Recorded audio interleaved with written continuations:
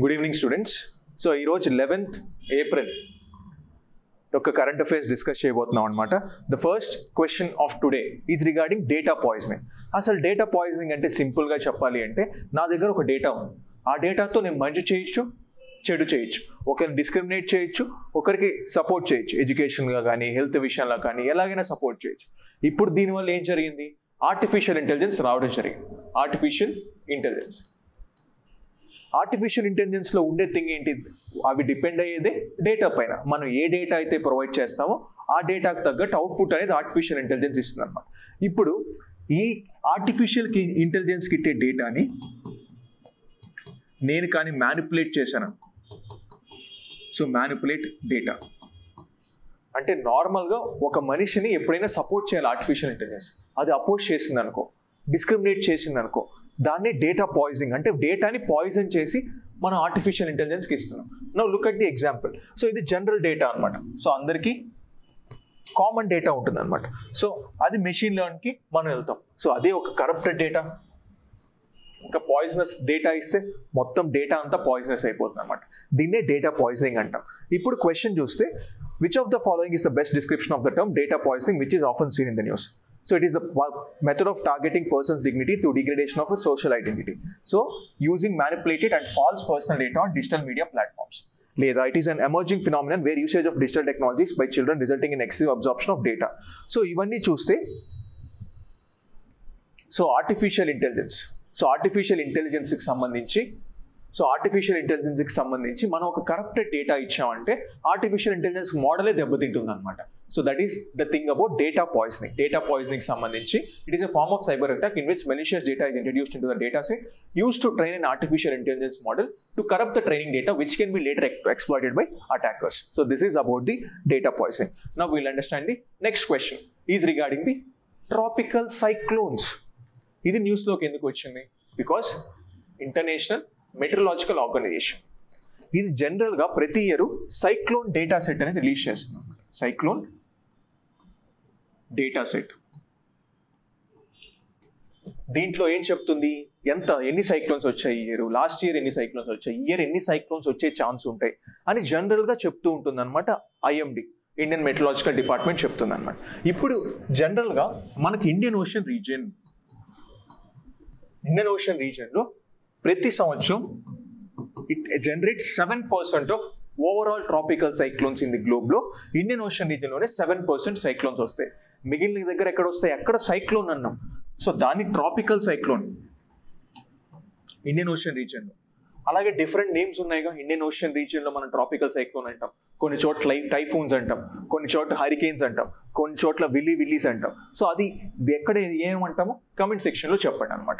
So ఇక్కడ వచ్చేసరికి 7% of the cyclones, tropical cyclones మనకి ఇండియన్ ఓషన్ రీజియన్లో వస్తాయి.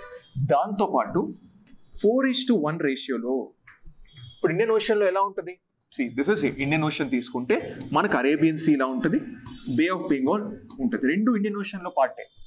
దీంట్లో చూస్తే ఓవరాల్గా 4 సైక్లోన్స్ బే ఆఫ్ బెంగాల్లో వస్తే కంపేర్డ్ అరేబియన్ సీలో ఒక సైక్లోన్ వస్తుంది అనమాట. రీజన్ ఏంటి? అరేబియన్ సీ అనేది డిఫరెంట్గా సీ సర్ఫేస్ టెంపరేచర్ కోల్డర్గా ఉండడం. సో దానివల్ల కూడా మనకు డిఫరెన్షియేషన్ వస్తుంది అనమాట. అది మనం తెలుసుకోవాల్సింది. ఇప్పుడు ట్రాపికల్ సైక్లోన్స్కి వచ్చేసరికి ద క్వశ్చన్ టాక్స్ అబౌట్ ఎంత ట్రాపికల్ సైక్లోన్ ఇండియన్ ఓషన్లో వస్తుందంటే 20% అని ఇచ్చింది. మనం ఏం చదువుకున్నాం? It is 7%. Then tropical cyclones 1:4 రేషియోలో bay of Bengal Arabian Sea అన్నాం. మనం రివర్స్లో చదువుకున్నాం. బే ఆఫ్ బెంగాల్లో ఎక్కువ వస్తాయి, 4:1 ratio. So this is a wrong one. The tropical cyclones predominantly occur in the North Indian Ocean during the monsoon period. ఎప్పుడైనా cyclones మనకు డిసెంబర్ టైంలో కానీ, అక్టోబర్ టైంలో కానీ, లేదా మాన్సూన్ అయిపోయిన టైంలో కానీ ఈ టైంలో ఎక్కువగా వస్తాయి. మాన్సూన్ టైంలో ఎప్పుడు రావన్నమాట. సో అందుకే మనకు సైక్లోన్ రావాలంటే it is during pre monsoon or post monsoon. So pre monsoon or post monsoon టైంలోనే మనకు సైక్లోన్ అనేది జనరేట్ చేసే కండిషన్స్ ఉంటాయి అన్నమాట. So this is a wrong statement. How many of the above statements are correct? None of the statements are correct here. Now we look at the next question. So ఇప్పుడు same cyclones గురించి. So cyclones అనేది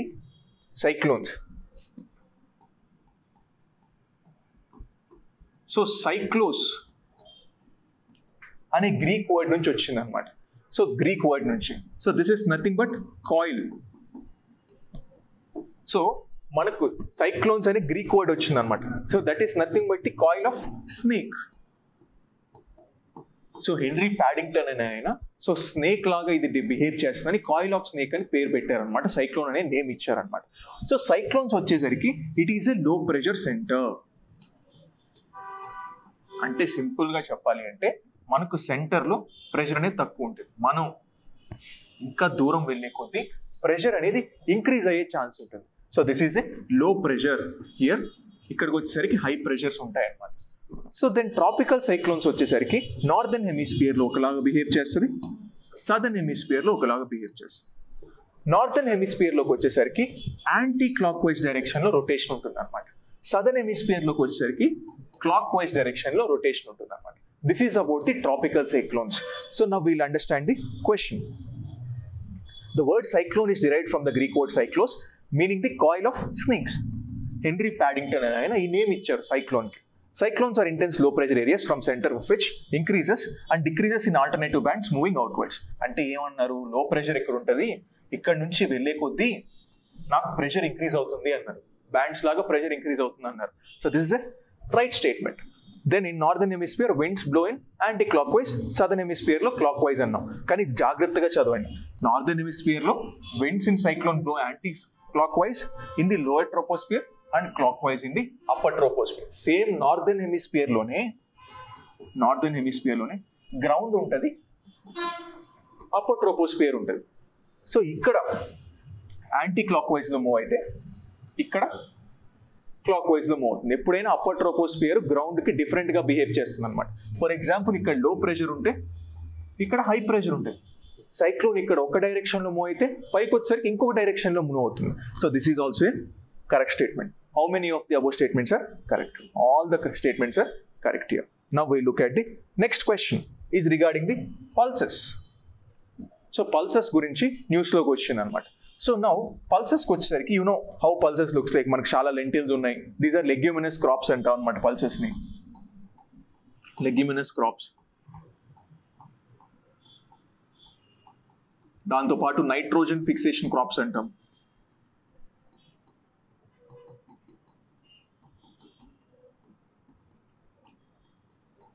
so దీంతో పాటు మనకు pulses లో drought resistant properties ఉంటాయన్నమాట. అంటే water తక్కువ తీసుకొని అవుట్పుట్ అనేది ఎక్కువ వస్తుంది.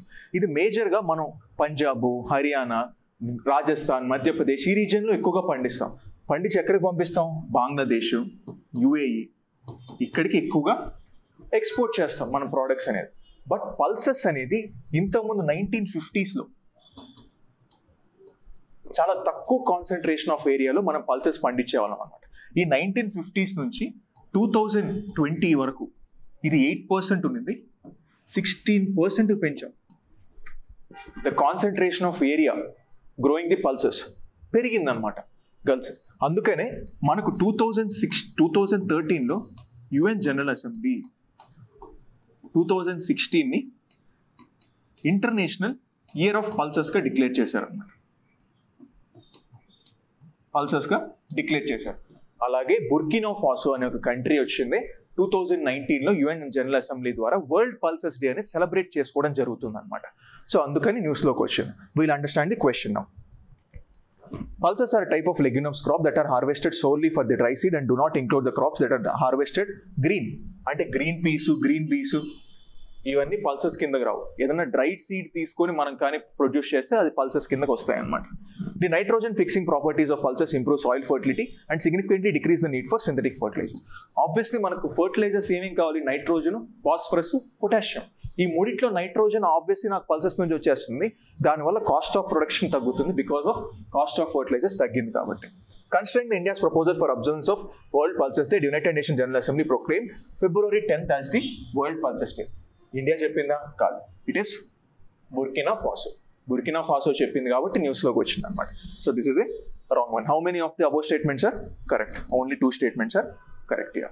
Now we look at the next question. Office of Principal Scientific Advisor. So he is the new scientific adviser అనమాట. సూద్. ఆయన జనరల్గా సూద్ అని పిలుచుకుంటూ ఉంటారు అనమాట జనరల్గా. సో ఆయన వచ్చింది new principal scientific adviser. So principal scientific adviser post అనేది గవర్నమెంట్ ఆఫ్ ఇండియా 1999లో క్రియేట్ చేసిన పోస్ట్ అనమాట. దాని తర్వాత 2015లో క్యాబినెట్ సెక్రటరీ కిందకి వెళ్ళింది అనమాట ఈ పోస్ట్. క్యాబినెట్ సెక్రటేరియట్ దీని కింద ఉంటుందన్నమాట. డైరెక్ట్గా పిఎంఓ ప్రైమ్ మినిస్టర్స్ ఆఫీస్తో వర్క్ చేస్తూ ఉంటారు అనమాట ప్రిన్సిపల్ సైంటిఫిక్ అడ్వైజర్. దెన్ కొన్ని రోజుల తర్వాత ఇంకొక పోస్ట్ తీసుకొచ్చారు, PMSTIC, science and technology innovation council అంటాం అనమాట. ఇది కూడా తీసుకొచ్చారు. సో నౌ ఈయన న్యూస్లోకి ఎందుకు వచ్చారంటే he has given a report, ఒక రిపోర్ట్ జనరేట్ చేశారు న్యూక్లియర్ ఎనర్జీ ఎలా ప్రమోట్ చేయాలి ఏంటి అని చెప్పడానికి. అందుకని న్యూస్లోకి వచ్చింది అనమాట. Now will understand the question. The government of India establish the office of principal scientific advisor in 2015. No 1999లోనే తీసుకొచ్చారు. The PSA's major aim is to pragmatic and advise to the prime minister and cabinet in the science and technology. This is under correct. It is under the cabinet secretariat. This is also a correct statement. How many of the above statements are not correct? So only one statement is not correct here. Now we look at the next question. Is regarding the National Investment and Infrastructure Fund. This news look enduku vachindi because $200 million అనేది ఇది ఒక firm లో invest చేసింది అనమాట. అందుకని news లోకి వచ్చింది. ఇప్పుడు NIIF అనేది నేషనల్ ఇన్ఫ్రాస్ట్రక్చర్ ఇన్వెస్ట్మెంట్ ఫండ్ 2015లో తీసుకొచ్చారు. దీంట్లో $6 billion, it is a $6 billion fund అనమాట.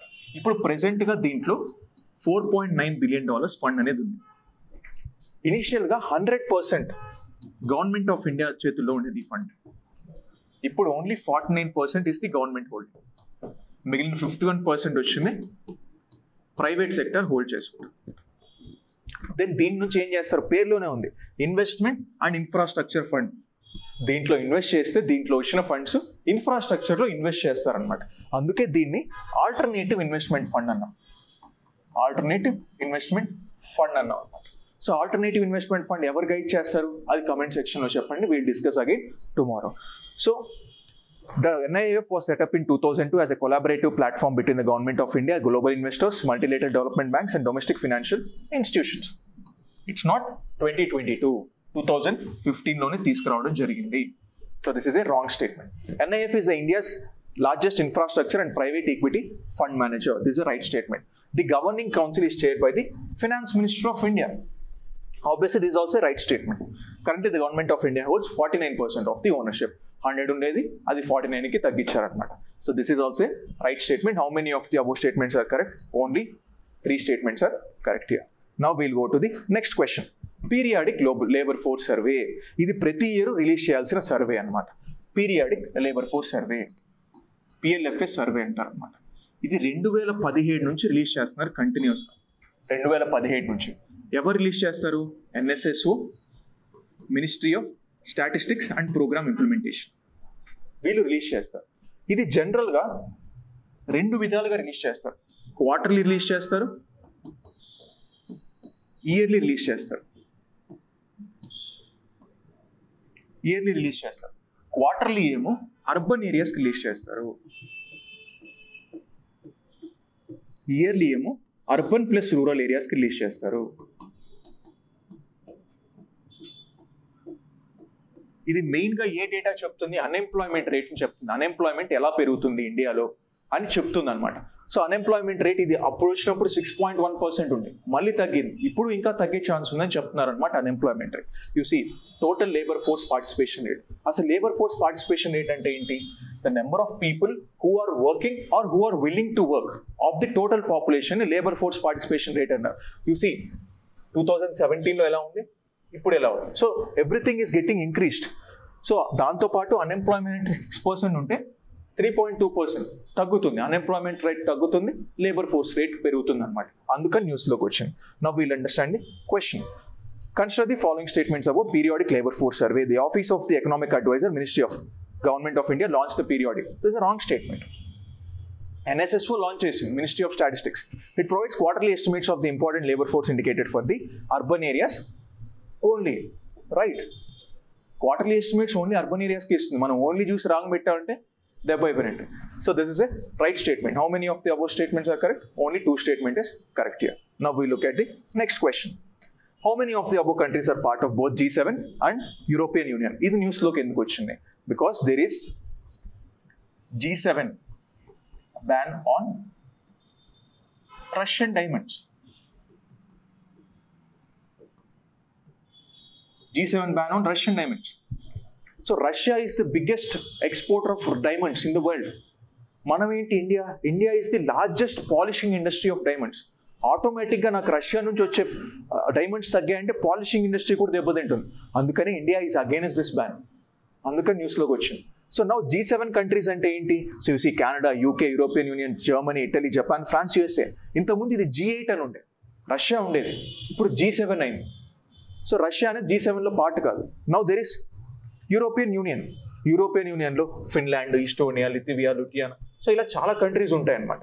సో ఇప్పుడు this obviously difficult question, but just try to solve this question. How many of the above countries are part of both G7 and European Union? Obviously Spain అనేది లేదు. Spain అనేది G7లో లేదు. So obviously France ఉంది, UK ఉంది, Italy ఉంది, Germany ఉంది. Spain అనేది లేదు కాబట్టి ఓన్లీ ఒకటి మాత్రమే లేదు, మిగిలినవన్నీ పార్ట్ కాబట్టి only 4 is correct here. Now we look at the next question. Higgs boson particle. So Higgs boson particle అనమాట. Higgs boson. సో హిగ్స్ అనేది ఆయన ఒక నేమ్ అనమాట, the scientist who have discovered. ఆయన రీసెంట్గా చనిపోయారు అనమాట, అందుకని న్యూస్లోకి వచ్చాం. అసలు మనకు తెలిసిన ఫండమెంటల్ పార్టికల్స్ ఏంటి? Proton, electron, neutron. దాంతోపాటు కొత్తగా ఏం కనుక్కున్నారు? క్వార్క్స్ అనే ఇంకో పార్టికల్స్ ఉంటాయి, లెప్టన్స్ అనే ఇంకో పార్టికల్స్ ఉంటాయి. ఇవన్నీ కూడా కొన్ని ఫండమెంటల్ పార్టికల్స్. ఈ రెండింటికి మధ్య బైండింగ్గా ఏమి ఉంటాయంటే హిగ్స్ ఫీల్డ్ అనేది ఈ రెండింటికి ఒక గమ్ లాగా యాక్ట్ చేస్తుంది అనమాట. సో ఈ అన్ని పార్టికల్స్కి ఒక గమ్, ఒక గ్లూ లాగా హిగ్స్ ఫీల్డ్ అనేది యాక్ట్ చేస్తుంది. ఇప్పుడు నా దగ్గర 2 పార్టికల్స్ ఉన్నాయి. ఇవి రెండింటిని మర్జ్ చేస్తే ఏంటి? Obviously mass of the particle పెరుగుతుంది. అదే మెర్జ్ చేయకుండా ఉంటే మాస్ ఆఫ్ ది పార్టికల్ కామన్గా ఉంటుంది అనమాట. సో మాస్ ఆఫ్ ది పార్టికల్ని హిగ్స్ ఫీల్డ్ అనేది డిటర్మైన్ చేస్తాను. హిగ్స్ ఫీల్డ్ స్ట్రాంగ్గా ఉందంటే మాస్ ఆఫ్ ది పార్టికల్ పెరుగుతుంది అని అర్థం. బికాస్ రెండింటిని మర్జ్ చేయొచ్చు, రెండింటిని గ్లూ చేయొచ్చు, ఆటోమేటిక్గా మాస్ పెరుగుతుంది. హిగ్స్ ఫీల్డ్ వీక్గా ఉందంటే రెండింటిని మర్జ్ చేయడం కష్టం అయిపోతుంది అనమాట. అలా హిగ్స్ బోసాన్ పార్టికల్ అనేది ఒకటి కనుక్కున్నారనమాట. నవ్వు వీటన్నిటిలో హిగ్స్ ఫీల్డ్ వేటి మధ్య వీక్గా ఉంటుందంటే మనకు ఫోటాన్స్ అని ఉంటాయి. ఫోటాన్స్ అంటే ఏంటి? లైట్. సో లైట్ పార్టికల్స్ని ఫోటాన్స్ అంటాం. ఈ ఫోటాన్స్లో హిగ్స్ ఫీల్డ్ అనేది చాలా వీక్గా ఉంటుంది. అందుకే అక్కడ మాస్ అనేది ఉండదు హిగ్స్ ఫీల్డ్కి. Photons doesn't have the mass అని చెప్తాం అనమాట. Now we'll understand the question. The fundamental particle photon has no mass at all. Because mass లేదు అంటే హిగ్స్ ఫీల్డ్ లేదు అని అంటాం. So this is a right statement. Photons does not interact with Higgs field. Higgs field అక్కడ వీక్గా ఉంది కాబట్టి photon వీక్గా ఉంది, అందుకని మాసే లేదనమాట. So both the statements are correct here. Now we look at the last question of today.